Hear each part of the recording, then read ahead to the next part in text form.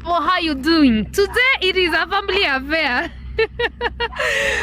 Msishangae mko wapi? We're still at Buxton Dog Training Academy, but today it's a family affair and we'll be talking about dogs and families. And I'm your host Linda Kenyita, and this is our dog trainer, Mr. Mishuki, head trainer, Buxton Dog Training Academy. Okay, and we have teacher's pet there, Mr. Prince. If you do not know Prince by now, you better know Prince because he's teacher's pet. We, as in... My dog, eh? Yeah, you can see how well behaved he is. Okay, yeah. And so today we are talking about dogs and families and kids. And to start us off, Mr. Michuki, yes, can you tell us at what age did you start interacting with dogs? Okay, to start with, as a young boy, I had this deep love for dogs. So I've been having dogs all my life. But as a professional trainer, I've been doing it for 10 years. Right now, yeah, 10 years. Yeah. I can't say I had a deep love for dogs. Me, I will say I found myself in a compound that had dogs, okay, the Motinas. Yeah. And then I remember, like growing up, you know, in our villages, it is the responsibilities of the young ones to take care of the animals. And so for me, I grew up taking care of the Motinas at home. You know, figure out what the dogs are eating. Linda, have you cooked for the dogs? After a while, Linda, have you cleaned the kennel for the dogs? After a while, have the dogs eaten or things like that? But I remember this one particular time, my dad brought home a puppy. It was a black and white puppy, a very beautiful Motina, and that became my dog. It became Linda's best friend. And that's the point where I became attached to dogs and realized that someone can have a relationship with a dog, not just like the normal, just, you know, it's just an animal around that you're taking care of. So the best thing with the dogs is that they'll never judge you. They love you unconditionally, and that's one thing I learned long time ago. Yeah, they'll never betray you. They'll love you as you are. You see, yeah, they're not like humans. So now, having these deep love for dogs, and now you are a trainer, and now you have a family of your own.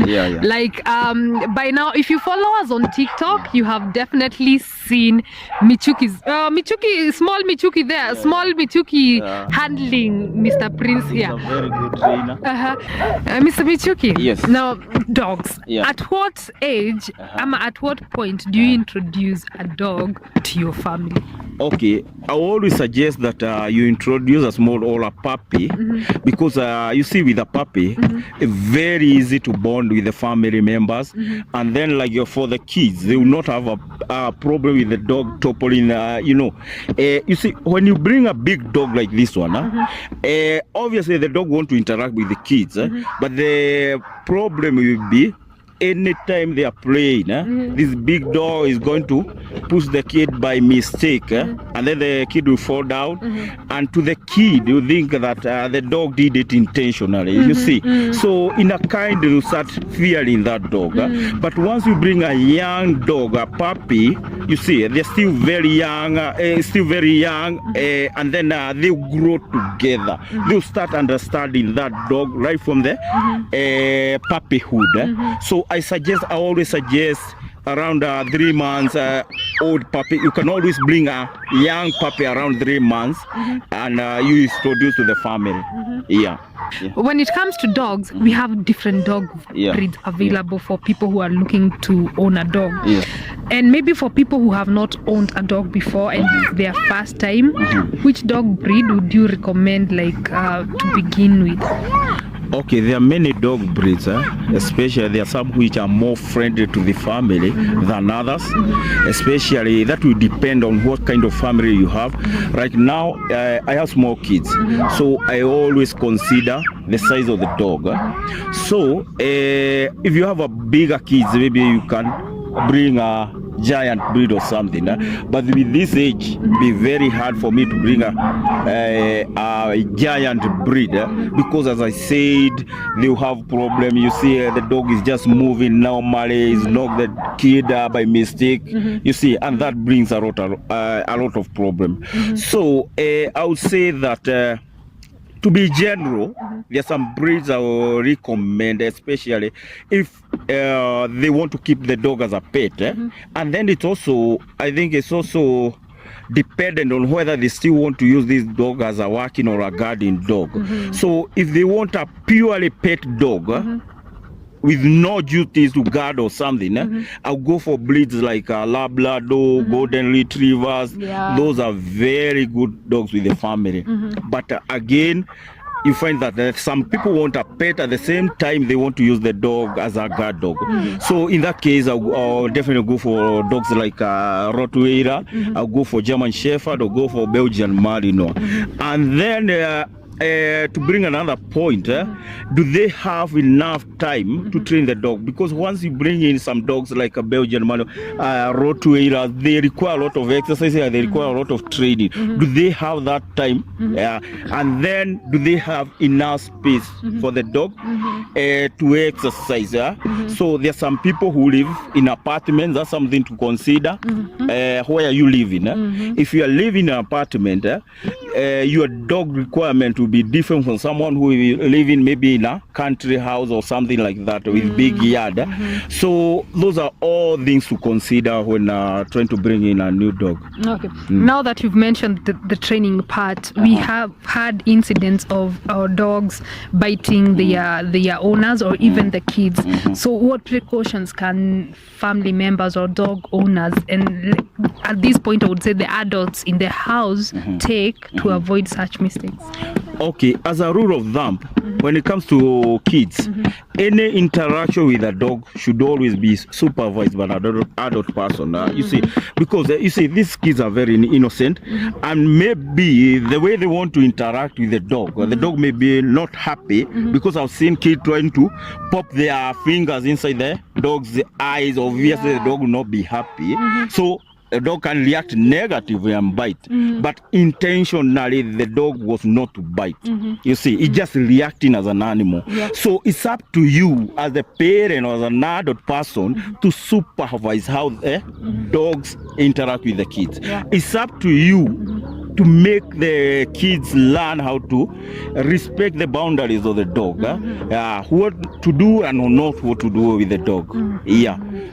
So there are some bad behaviors, I'm trying to think about them, like when it comes to a dog, like what should a mother or a dad be keen things to avoid doing to a dog? Let's talk about things that will irritate a dog. For you as a parent, you might think this is fun, they are playing, but what are some of those things? You've pointed out popping the eyes. Anything else that make the dog uncomfortable. Some kids will take a stick, they'll hit the dog, you see, such kind of thing. Anything you can suggest that obviously you know is going, pulling the tail, you see, that's another thing. Many dogs don't like their tails being pulled, you see. Such kind of thing.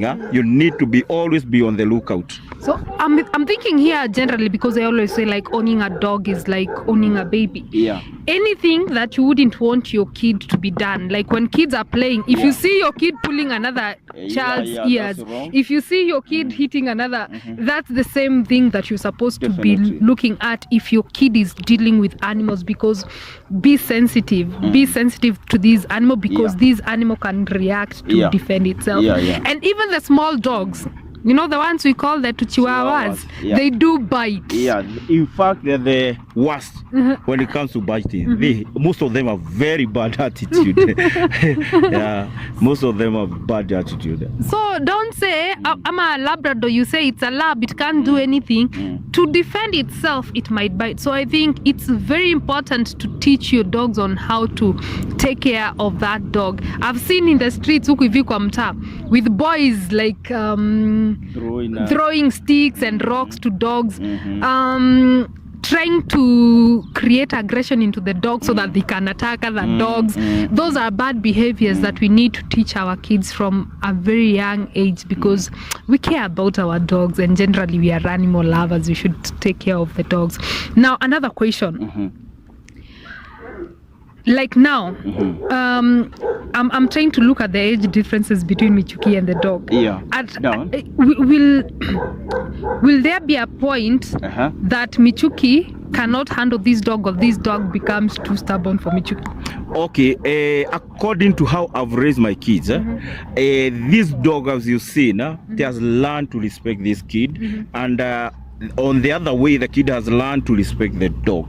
So there is no any time I expect there to be a conflict between my dog and my kids, because I've taught the dog patiently and the kids have taught them patiently. That's why I'm a trainer. Yeah, so at no point I expect there to be a conflict between my dog and my kids. Okay, there's these other extreme situations where you get a dog like this. It's a protection dog, it's a working dog, and you say it is purposely for protection.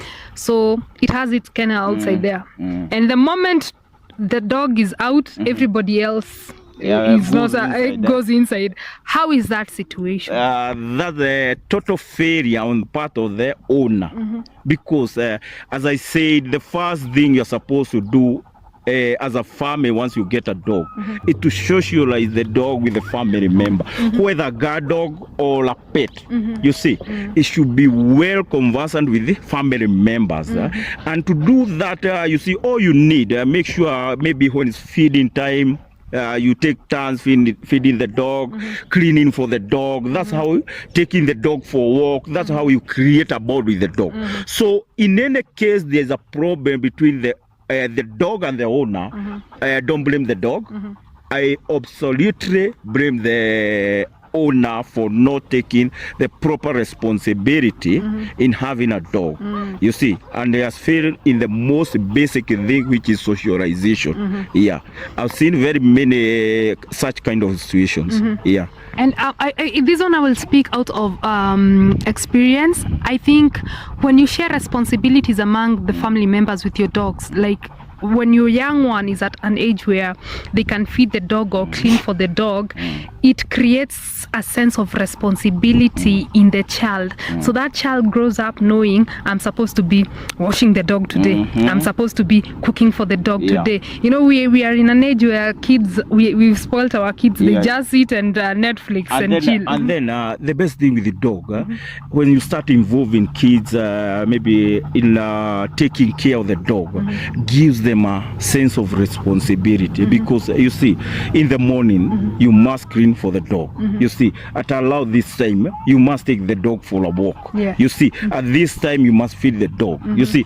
at this time you must groom, you must bathe the dog. You see, so it gives them a sense of responsibility. So as much as possible, trying to involve your kids in raising the dog or taking care of the dog.